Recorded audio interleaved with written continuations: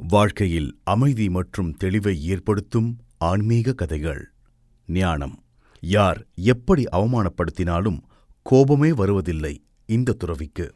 இதன் ரகசியத்தை அறிந்து கொள்வதில் அந்த துறவியின் சிஷ்யனுக்கு பயங்கரமான ஆர்வம். அந்த சிஷ்யன் துறவியிடம் சென்று இந்த ரகசியத்தை கூறிவிடுங்கள் என்று மன்றாடி கேட்டுக்கொண்டான்.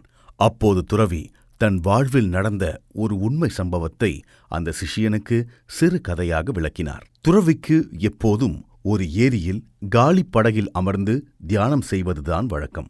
அப்படி ஒருமுறை துறவி தியானத்தில் இருந்தபோது அவர் அமர்ந்திருந்த படகை வந்து முட்டியது இன்னொரு படகு. இப்படி அஜாக்கிரதையாக முட்டவிட்டது யார் என்று கோபமானார் துறவி.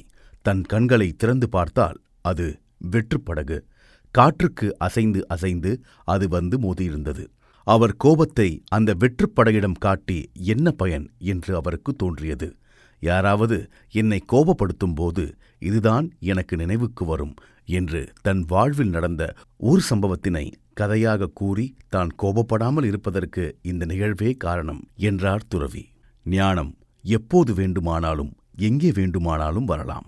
அந்த ஞானத்தை பெற்றிட நாம் தான் தயாரான நிலையில் இருக்க வேண்டும்.